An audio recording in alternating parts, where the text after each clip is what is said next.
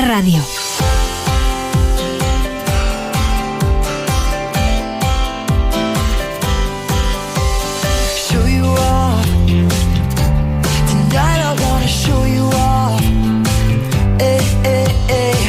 You got a billion could never buy. Oh, we're gonna party like it's 30-12 tonight. I wanna show you all the finer things. Pues esa pregunta la hemos lanzado. ¿El egoísmo puede ser positivo en ocasiones? ¿Qué es esto del egoísmo positivo? Vamos a hablar de ello con la doctora Marisa Navarro. Ella es psicoterapeuta y precisamente ha escrito un libro que lleva este título, El efecto tarta. Vamos a preguntarle cuál es ese efecto. Marisa Navarro, buenos días. Hola, ¿qué tal? Buenos días, Lorenzo. Bueno, ya he visto encantada de estar con vosotros. Igualmente, y de que nos atiendan directo en este Jueves Santo. Por cierto, ya he visto que ha sido un momento lanzar el tema en cuestión, explicar que íbamos a hablar del egoísmo positivo y ya han surgido las discrepancias con los oyentes, ¿eh? No tienen muy claro que esto del egoísmo pueda ser positivo. Muy positivo. ¿Y por qué? Claro, porque los oyentes a priori, ¿no? Es normal, entienden que el egoísmo es algo negativo. ¿Cuándo se convierte en positivo? Bueno, se convierte en positivo cuando te cuidas. Cuando ese egoísmo positivo trata de atenderte a ti mismo, porque realmente no podemos dar nada que no tengamos. Es por lógica, o sea, si nosotros no estamos felices, si nosotros no nos cuidamos, si nosotros no atendemos nuestras necesidades y nos encontramos bien, es muy difícil que podamos dar nada bueno a los demás.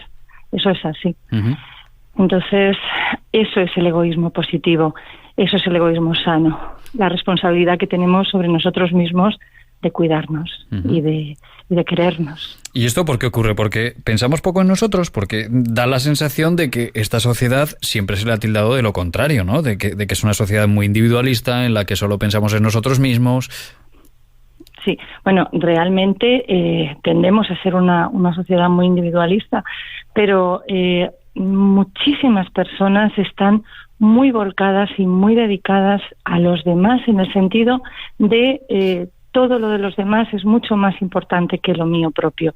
Entonces son personas que acaban encontrándose mal consigo mismas, que acaban frustradas, enfadadas con el mundo, tristes, decaídas, y es porque no se prestan la más mínima atención, ¿no?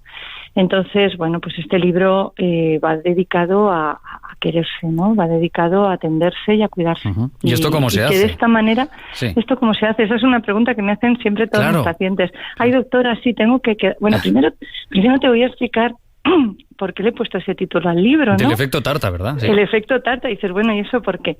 Pues porque cuando viene un paciente a consulta y empieza a hablarme, ¿no? Y a contarme lo que le ocurre, y yo veo que es una persona pues que no se cuida lo suficiente, que no se quiere, que necesita atender más sus necesidades, ¿no? Y que por eso se encuentra mal. Entonces yo lo que hago es que dibujo una tarta. Yo soy mucho de dibujar, porque pienso que una imagen vale más que 1000 palabras y se queda mucho, ¿no? Entonces les dibujo una tarta en un folio, así con colorcitos, pero yo utilizo mucho colores en consulta. Y entonces les digo, ¿ves esto? ¿Sabes qué es? Dice, sí, una tarta. Digo, pues a partir de ahora te vas a comer tú el primer trozo y luego repartes. Doctora, ¿qué me dice? Digo, no me estoy saltando las normas de educación, es simplemente que si tú no te cuidas es muy difícil que puedas dar nada bueno a los demás, ¿no? Claro.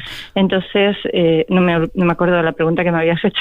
No, estábamos hablando precisamente de cómo se hacía, ¿no? Cómo se practicaba esto del egoísmo positivo. Queremos? ¿Cómo nos podemos querer? Pues mira, nos podemos querer de muchísimas maneras. Que si me acuerdo de haber hecho esa pregunta y te he dicho que eso es una de las cosas que mis pacientes me preguntan siempre, digo, sí, doctora, me tengo que querer más, pero eso ¿cómo lo hago? Bueno, pues lo podemos empezar a hacer por dejarnos un poquito de tiempo para nosotros. Fíjate de qué egoísmo estamos hablando, o sea, que estamos todo el día, que si el trabajo, que si los niños, que si la casa, que si, bueno, o sea, ¿y tú qué? ¿Y tú? Vamos, que 24 horas al día lo único que dejas para ti son las 7 horas peladas que duermes. Eso es lo único, y lo demás, ¿qué?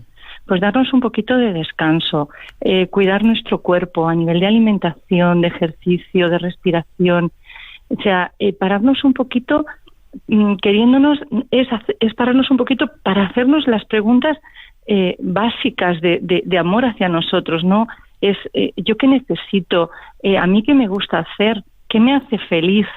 O sea, esas pequeñas cosas que son tan importantes y que son un poquito de tiempo para ti, que muchas veces, vamos, si hiciéramos una encuesta veríamos, porque la palabra egoísmo tiene pues muy mala prensa, pero pues porque por nuestra orientación católica y por nuestra educación católica, pero vamos, hasta en los 10 mandamientos es quiere al prójimo como a ti mismo, o sea, de ti mismo no se olvida, te lo dice a ti mismo, claro. O sea, es que es fundamental, o sea, es que el concepto de no podemos dar lo que no tenemos. Doctora, se me ocurre, voy a hacer un poco de abogado del diablo, pero usted como experta seguro que por lo menos nos pone en situación y nos ayuda. Imagínese el caso que va una persona a su consulta explicándole, claro, que su situación es muy complicada porque es una persona que tiene ese síndrome del cuidador quemado que hemos escuchado en más de una ocasión, una persona que a lo mejor tiene a su cargo pues una persona dependiente que prácticamente toda su vida la dedica a esa otra persona o a otros y a ella no puede dedicar prácticamente nada. Sin embargo, yo sé que siempre les dicen que tiene un momento de un pequeño momento en algún lugar del día en el que sí que podría buscar un poco esa individualidad, ¿no? Ese egoísmo, pero ¿cómo lo haría? Es que además es imprescindible. Mira, habría que ver cada caso en particular, a ver cómo lo haría, pero es básico. O sea, un cuidador que no se cuida es como tú dices, un cuidador quemado que puede incluso generar una enfermedad en el mismo. Es decir, vamos a ver, habrá casos indudablemente muy complicados de encontrar ese espacio, porque por eso te digo que hay que ver cada caso en particular y ver a ver de qué manera podemos rascar ese poquito de tiempo. Pues no sé, muchas veces yo lo digo que ese cuidador, ese cargo de cuidador que a veces recae sobre las madres generalmente de las familias, ¿no?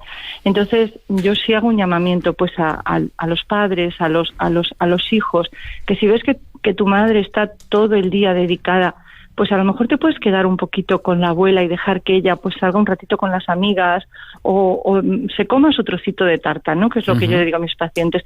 Todos los días te tienes que preguntar por la noche, ¿me he comido hoy mi trocito de tarta? Y por las mañanas cuando te levantes, que no se me olvide de comerme mi trocito de tarta.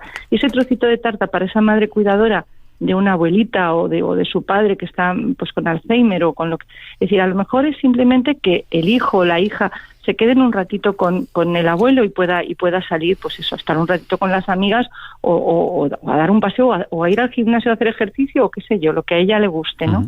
Que se coma ese trocito de tarta es fundamental, ¿no? Porque es la manera de recargar pilas. Pues es que nos vamos a necesitamos recargar pilas queriéndonos un poquito. Nos vamos a quedar con ese consejo, doctora, y además vamos a pensarlo en estos días en los que si tenemos suerte y tenemos fiesta, pues nos puede dar un poquito más de tiempo para pensar en nosotros mismos.